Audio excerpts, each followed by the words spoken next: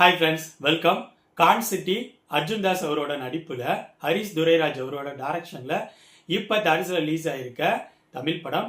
இந்த படத்தை crime dark comedy மூவியாக ப்ரெசென்ட் பண்ணியிருக்காங்க.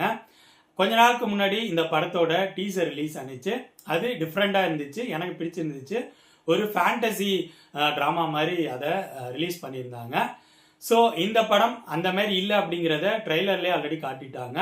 ஸோ இந்த படம் எப்படி இருந்துச்சு, இந்த படத்தோட ஸ்டோரி என்ன அப்படிங்கிறத பார்க்கறதுக்கு முன்னாடி என்னோட வீடியோஸ் பாருங்க. பிடிச்சிருந்தா லைக் பண்ணுங்க, கமெண்ட் பண்ணுங்க, ஷேர் பண்ணுங்க. அப்படியே என்னோட சேனலை சப்ஸ்கிரைப் பண்ணுங்க. இந்த படத்தோட ஸ்டோரி என்னன்னா, பெங்களூர்ல அர்ஜுன் தாஸ், அனபன் இவங்க ரெண்டு பேரும் ஒரு சின்ன ஹோட்டல் வச்சிருக்காங்க. இவங்க ரெண்டு பேருக்கும் ஒரு சின்ன பையன் இருக்கான், அவன் ஸ்கூல் போயிட்டு இருக்கான். இந்த ஃபேமிலியில வடிவுக்கரசி அம்மா, யோகி பாபு இவங்களும் இருக்காங்க. இந்த ஃபேமிலி அவங்களோட லைஃப்ல ஸ்மூத்தா போயிட்டு இருக்காங்க.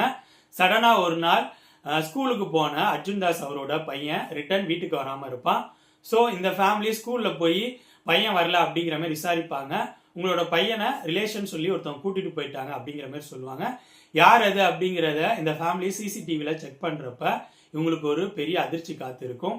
இதுக்கப்புறம் படத்தில் நடக்கிற சம்பவங்கள் என்னென்ன, யார் அந்த பையனை கூட்டிட்டு போனாங்க, எதனால கூட்டிட்டு போனாங்க, அவங்களோட பையன் மீட்கப்பட்டானா இல்லையா, இதுக்கெல்லாம் ஆன்சர் சொல்ற படம் தான் கான் சிட்டி.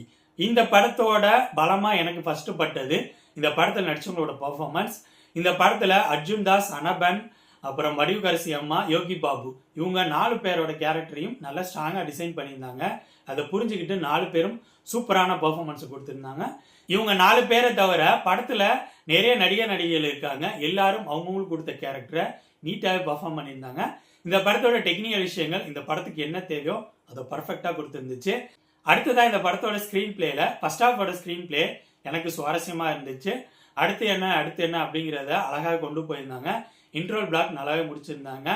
அப்புறம் இந்த படத்துல யோகி பாபு அவரோட காமெடி ரொம்ப நாள் கழிச்சு நல்லா இருக்கிற மாதிரி இருந்துச்சு.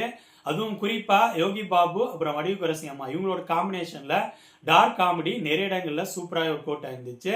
இந்த படத்துல பிரச்சனை அப்படின்னு சொன்னா செகண்ட் ஹாஃபோட ஸ்கிரீன் பிளே ஃபர்ஸ்ட் ஹாஃபோட ஸ்கிரீன் பிளே அளவுக்கு இல்லாம சுமாரா இருக்கிற மாதிரி தான் இருந்துச்சு. அது மட்டும் இல்லாம இந்த படத்தோட ஸ்கிரீன் பிளேல லாஜிக் அப்படிங்கிற விஷயம் டோட்டலா இல்லாத மாரி தான் ஃபீலை கொடுத்துச்சு. நிறைய இடங்கள்ல இப்படிலாம் நடக்குமா அப்படிங்கிற மாரி தோணுச்சு. இந்த படத்தோட செகண்ட் ஹாஃப் ஸ்கிரீன் பிளே சுமாரா இருந்ததுனால படத்தோட லென்த்தை கொஞ்சம் குறைச்சிருக்கலாமோ அப்படிங்கிற மாரி ஃபீலும் வந்துச்சு. ஓவராலா சொல்லணும்னா என்ன பொறுத்த வரைக்கும் இந்த படம் பார்க்குறப்ப டாக்டர் அப்புறம் லக்கி பாஸ்கர் இந்த படங்களை மிக்ஸ்அப் பண்ண மாதிரி இருந்துச்சு. இந்த படத்தோட ஸ்டோரி அவுட்லைன் நம்ம ஆல்ரெடி நிறைய படங்கள்ல பார்த்த பழைய ஸ்டோரி அவுட்லைன் தான். பட் ஸ்கிரீன் பிளேல ஃபர்ஸ்ட் ஹாஃபோட ஸ்கிரீன் பிளே நல்லா இருந்துச்சு, செகண்ட் ஹாஃபோட ஸ்கிரீன் பிளே சுமாரா இருக்கிற மாதிரி தான் இருந்துச்சு. இந்த படத்துக்கும் லாஜிக்கும் சம்மந்தம் கிடையாது. உங்களுக்கு சதுரங்க வேட்டை, லக்கி பாஸ்கர் இந்த மாதிரி ஸ்கேம் பேஸ் பண்ண படங்கள் பிடிக்கும், அல்லது கிரைம் டார்க் காமெடி மூவிஸ்லாம் பிடிக்கும்னா நீங்க இந்த படத்தை ட்ரை பண்ணலாம். இந்த படம் இப்போ தேர்ஸில் ரிலீஸ் ஆகி ஓடிட்டு இருக்கு. ஸோ என்னோட ரிவ்யூ பேஸ் பண்ணி முடிவு பண்ணிக்காங்க இந்த படத்தை பார்க்கலாமா என்னமான்னு. கான் சிட்டி படத்தை பத்தி என்னோட ஒப்பீனியன் இது. அடுத்த வீடியோல இன்னொரு படத்தோட ரிவ்யூவோடு சந்திப்போம். பாய்.